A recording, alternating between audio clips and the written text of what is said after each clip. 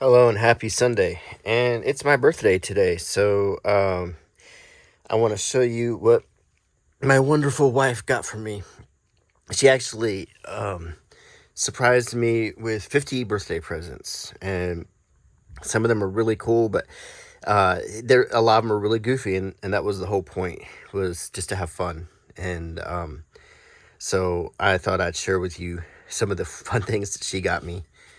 And of course, she got me a card with Roy Kent on it, who's my favorite character from Ted Lasso. And inside the card, she got me a mint penny from the year I was born, in perfect condition. So I thought that was really, really thoughtful of her, really sweet, and I want to just continue to show her all of the fun things she got me. She also got me an AFC Richmond coffee mug with Roy Kent on it. I mean, I love watching Ted Lasso, and me and Mary both went through some kind of like tragic things over the last 9 months. It's been particularly difficult for us, and I think watching Ted Lasso and Clone Wars and a few other things was just a way to, feel happy and get away from problems. And I think we grew to really enjoy the show a lot. So I'm really happy to have this mug too. And I thought Roy was my favorite character on the show. And of course, she bought me socks. Each sock is different. One has Ted Lasso, one has soccer balls, goldfish. If you watch the show, you'll get that reference. Diamond dogs, another reference. This is Ted Lasso, and then the Believe poster that he puts up. And finally, I think she did get me an AFC Richmond soccer jersey. That's, a regulation cut and manufactured jersey. So, I mean, I actually could wear this to the gym. It's made out of the sweat wick material. So I really do like this one. It's got all the detailing. It's identical to the one you'll see in the show. And I want to say that might be all the Ted Lasso. Another thing I like is I like mobster movies and gangster movies and stuff. And she bought me a box of Holy Cannoli coffee. And I can actually drink this when I do my videos because, as you know, I always have a cup of coffee when I do my videos. And I really am excited to try this flavor. And it's cannoli flavored. You might remember the famous line, leave the gun, take the cannolis. So pretty thrilled to have this coffee. I'm probably going to keep this card here too. So there's 12 pods in here.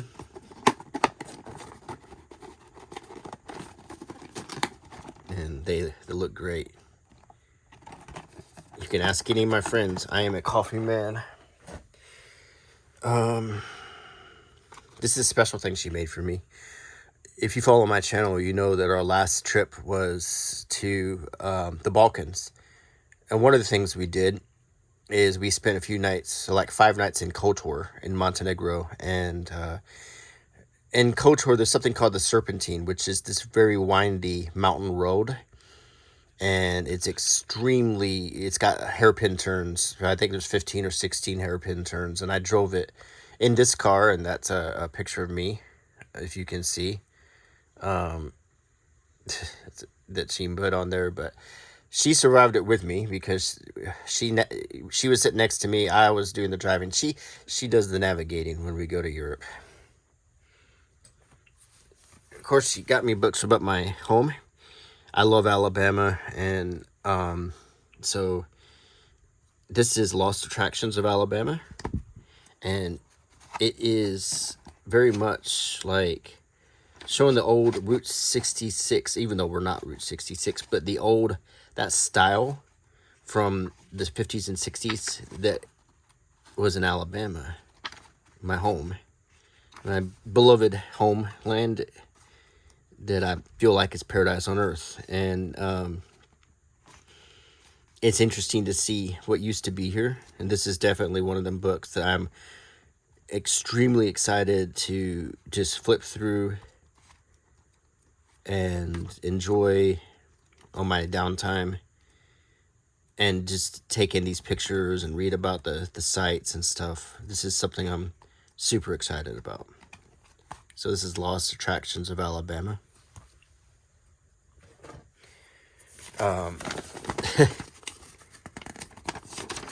She ordered me, but it hasn't come yet. A signed copy of Blood Covenant, signed by Michael Francis, and it's going to come directly to my door.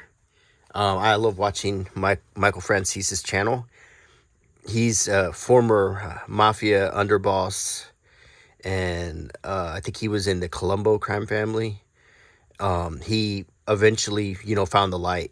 There's two major former mafiosos on YouTube right now, Michael Francis and Sammy the Bull Gravano.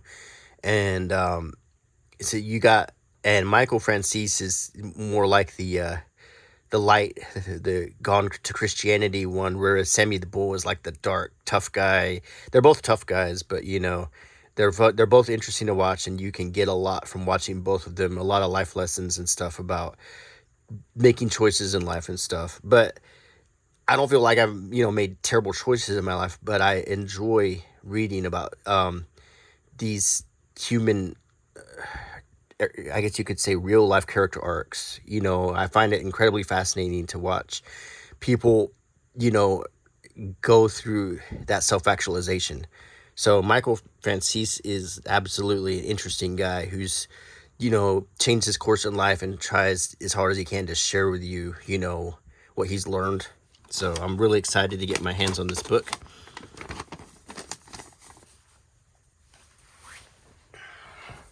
This is a book called Alabama Scoundrels.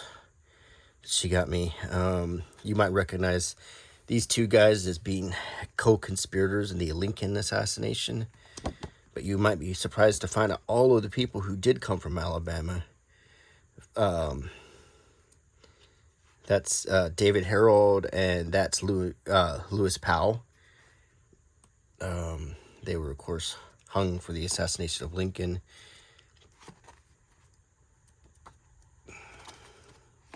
Frank and Jesse James were, had committed crimes in Alabama. They weren't from here. Albert Parsons.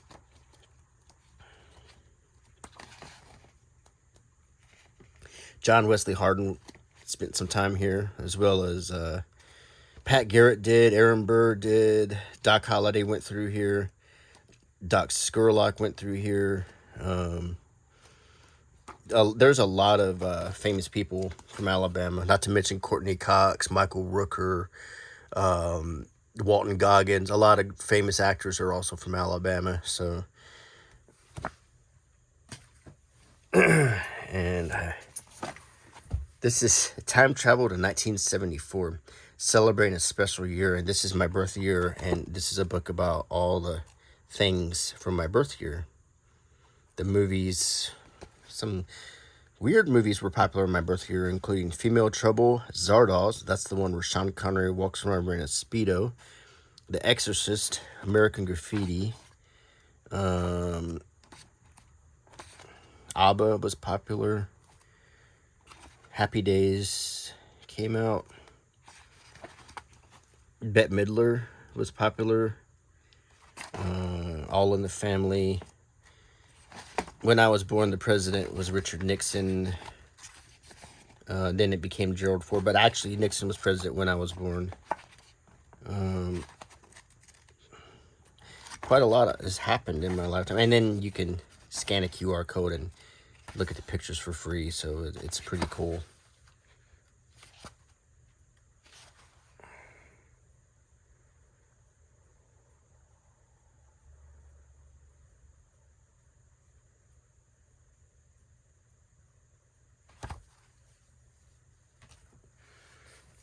This is Alabama Lore. the Chuckaloco Monster, Huggin' Molly. This is the legends like Crybaby Hollow. If you're from Alabama, you'd know about a lot of these ghost stories and legends, and it's just a creepy thing to read about. We have a famous building that has a face on a pane of glass, like a screaming face. We have some creepy stuff here, actually. It's a neat place to live. And one book I'm really excited is called Underexposed: The 50 Greatest Movies Never Made. This is right up my alley, and this is a book about movies that were going to be made that were put into development hell or just canceled altogether after having, gone through a great deal of pre-production, like Will Smith in Oldboy instead of Josh Brolin, or there's lots of things like that, and I'm really looking forward to sitting down and reading. It will tell you about the movie and why it didn't make it. Jason versus Cheech and Chong. Can you imagine? David Lynch's One Saliva Bubble. That sounds very David Lynchy. The Daredevil movie, To the White Sea, which starring Brad Pitt, Emile Hirsch in Hamlet. Yeah, I'm looking forward to reading this. This is really right up my alley. She got me a lot of coins. She knows I love coins. Now, I want to just point out that these are all real. These are all for fun. And the real ones end up, in my real collection. And the fun coins are just, I decorate with them or play with them a little bit. I just like to look at them. Or use them for art projects and so forth. These are some fun British coins of William and Mary, Charles and James, the kings of England. And they really sound good in your hand. I love that sound. These are, back in the Great Depression, hobos would take coins and they would carve faces on them. Now, obviously, they didn't carve faces of Mr. Spock in 1935. But that's the idea of these, is it's an homage to hobo carved coins. They would, they'd carve a nickel and make it look like a scarecrow or something like that, but this is, if they say the Great Depression was now, they might have carved Spock on a silver dollar, and I thought that was an interesting idea that she got from me there. Here too is a $1 coin. It's a hypothetical $1 coin that didn't ever make it, with a chain on it, like a design of a $1 coin, but it's still really cool. It never made it to mint. And then these are imitation buffalo head nickels. I have plenty of real ones, but these are great for decorations to protect my real ones, or for art projects, or anything where I might need to insert a fake buffalo head and not worry about using a real legitimate one. This is something I've always wanted, which is a commemorative set of Titanic coins. And each coin is a little bit different. This is the commemorating the Titanic's stop to Cherbourg, France,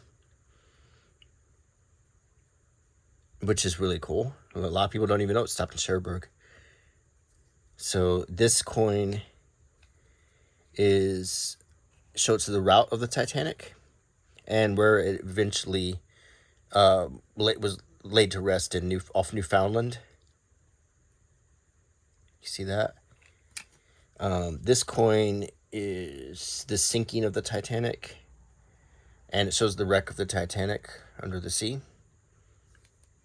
And this coin is the White Star Line coin, and it's the glory of the Titanic, giving you the specific stats of the Titanic with a picture of the grand staircase, the White Star flag line.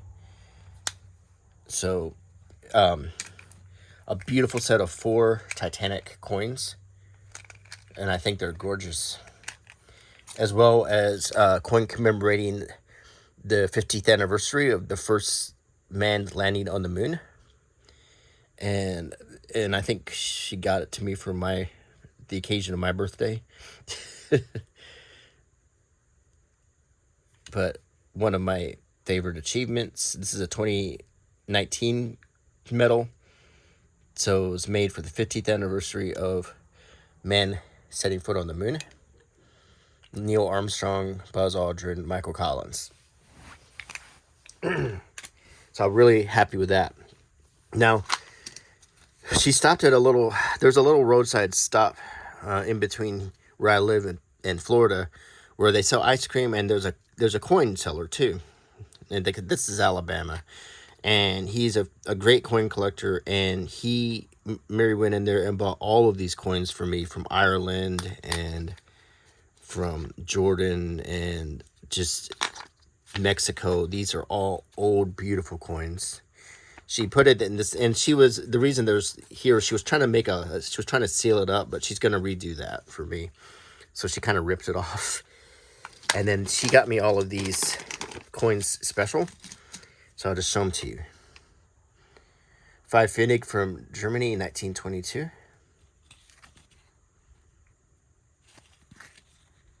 And then here's an Italian 1994 lira coin before the euro.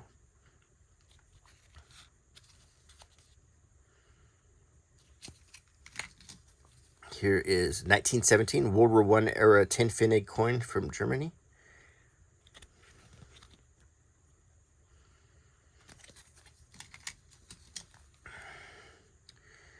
One Cruiser 1879 from Austria.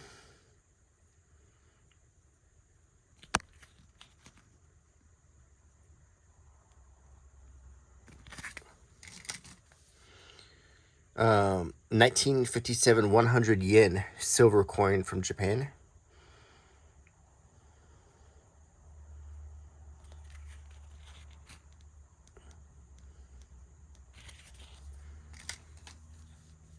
Here is a 1884 Dutch 1 cent piece.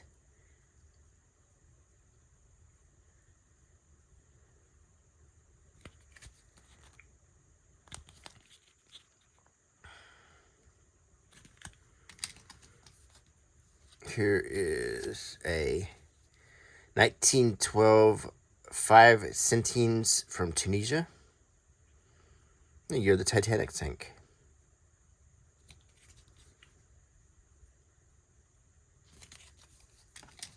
Here is 2015 Uruguay 10 peso coin. It's two-tone like a euro. It's beautiful with a jaguar on it.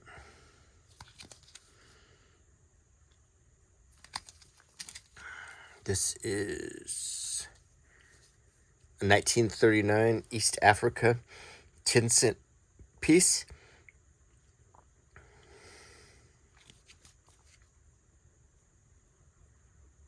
British East Africa.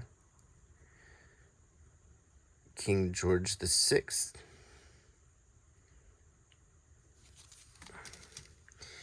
This is a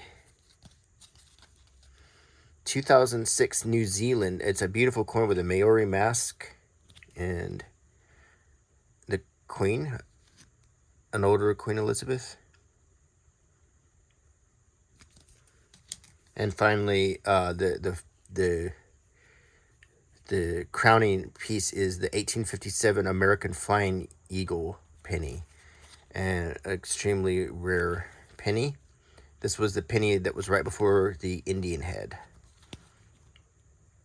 You can make out the details of the Flying Eagle. So a really fantastic collection of coins here, and still, she also got me just for fun. In a little pirate chest, she got me a 1995 Bahamian penny and a pirate coin, which is just, once again, it's got a little treasure map on the back of it, and it's for fun. Okay, as we continue, She got me a tool to put in my glove compartment. It's a Sasquatch all-purpose tool with a carabiner attached with many functions, including a bottle opener, screwdriver, Phillips head screwdriver, some wrench, wrench heads here. There's a screwdriver there. A punch. I mean, just you could probably keep discovering different tools on this, and even a good carabiner. You always can use one of these. Say your strap on your laptop bag breaks or something. These are useful to have. I'm a big Fallout fan, and she got me a Nuka-Cola keychain bottle opener, and it looks very much like the Nuka-Cola bottle cap.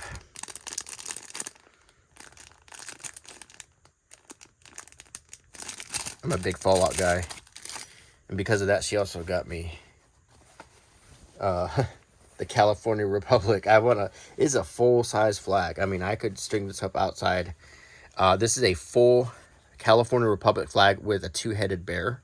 If you play Fallout, you'll know what's going on with that. Just for fun, she gave me a little project to do. A Coliseum made out of micro bricks. This should be a lot of fun to do. Just something to relax with, but that should look pretty neat when it's done.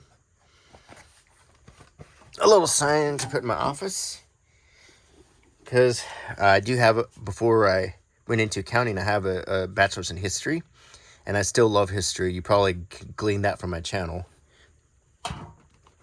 Speaking of Fallout, a Fallout neon sign that I'm gonna hang here in my man cave, and I love this. It has different colors. It's gonna be great. I don't know, this part had fallen out, so hopefully I can get it to work, but if not, I can always get replaced. But I think it will, because this really just snaps on. It's not really connected to anything, so it's just basically like the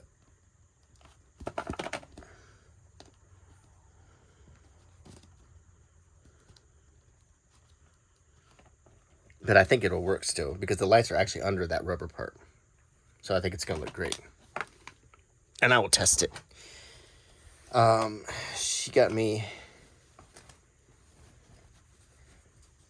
I guess to make me feel better about my age, a Doc Holliday shirt that says, "I'm in my prime." If you watch Tombstone, you'll get that joke. And a shirt with my birth year in Roman numerals. A roll of toilet paper. 2 bags of birthday cake flavored snacks. A new California Republic decal to put on my laptop. This is very interesting here. This is from 1974. This is a United States proof set. This box and everything was made in 1974. I'm going to carefully open it. These were all of the U.S. coins from 1974 in a proof state, where you see the detail on the coins is frosted. That's how they did proofs, so you could examine the detail. Only proofs are done like this too. So, and they would also sell a limited amount of proof sets to collectors. And I have one. This was issued in 1974 from the U.S. Mint. So I'm really happy to have this. These are all the coins that were in service when I was born.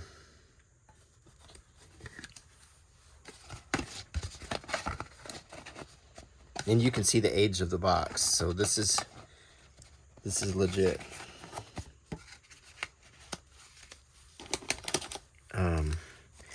This is also very special. She gave me every single stamp from the year 1974. in uncirculated mint condition. So, and an additional block of Alabama stamps from 1969. But this was a gift from the dealer. But this is a really special thing for me, and I can make an album of all of my birth stamps. This, I don't want to unfurl the whole thing because it's kind of a pain, but this is a canvas painting of the Titanic that I can hang above my model that I'm working on. It will look great. And finally, she got me 3 action figures. I saw these in Ross, and she noticed that I was looking at them because these are actually 3 really good figures. They were all $3.50 each at Ross. And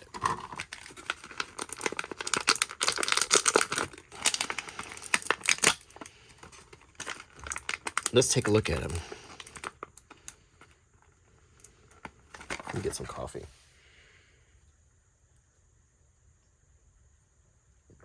Hey, this is Wolf. He was originally called Klaatu or Nikto or something like that. They changed his name, but he was one of Jabba's skiff guards. I don't know why they chose to change the name, or maybe that joke was, if you watch a movie called The Day the Earth Stood Still, there was a code that was Klaatu, Nikto, Baraba, and George Lucas named his skiff guards Klaatu, Nikto, and Baraba. I wish they just stuck with that convention because it was really funny. I think this was Nikto, actually, because they've just named that whole species Nikto. So,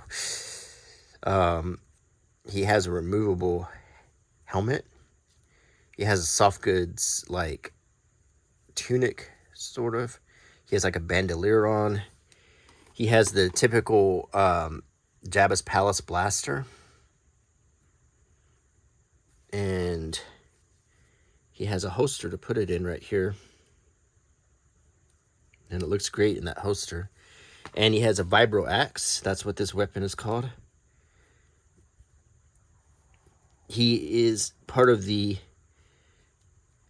vintage collection, so he has the good articulation.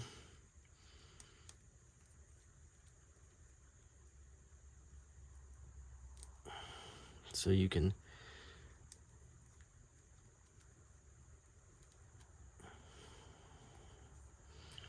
get the vibro axe in a good pose here. Like he's ready to fight. He's extremely well articulated. And I think he's going to look really good.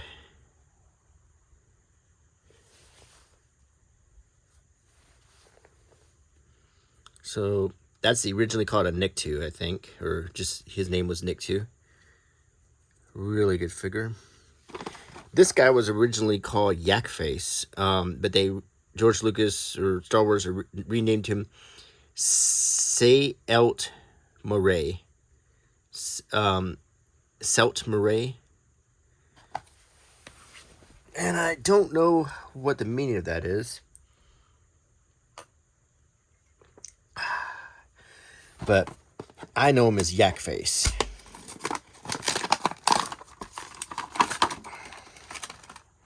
And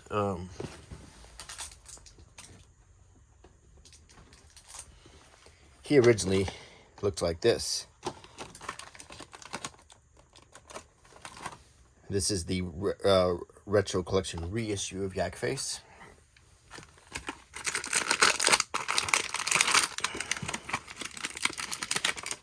No, Yak Face was not a skiff guard. He was a businessman and one of Jabba's guests in Jabba's palace. I think he went on the skiff or on Jabba's floating palace. And he is incredibly poseable. Look at that big old throat.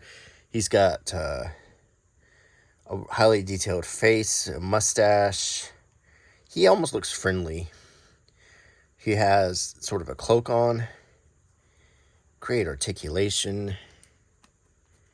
And this weapon, which is almost like a staff. just a really cool figure. And look at this amazing articulation. It's amazing that this was at Ross for $3.50. And finally, Cassian Andor on the Out Handy. I think it's Out Handy. I only watched Andor once, so I can't remember if that's Out Handy. But this mission where he went into the Imperial disguise, and when they were on that planet trying to, sabotage that station. Memorable scene. I really enjoyed Andor, the TV show. I thought of all of the shows that have come out, Andor was arguably the best one. And I think I'm hoping that they'll keep making content like Andor. Maybe the first 2 seasons of The Mandalorian. I didn't mind Ahsoka. I thought Ahsoka was pretty good. And I actually didn't hate Obi-Wan Kenobi. I know a lot of people did, but I really did enjoy it. I thought there were a few episodes that were a little clunky. I haven't started The Acolyte yet. I'm not sure. I have heard of all the stuff about it, and I haven't gotten around to watching it because I've been busy. I hope it's not as bad as everyone says it is. So, but I usually like to watch things on my own and make my own decision instead of just following what everyone else says. So I give everything a chance. And I'm glad because I really enjoyed Ahsoka. And I know a lot of people talked bad about Ahsoka, but I really liked it. It was great to see the characters from Rebels come back.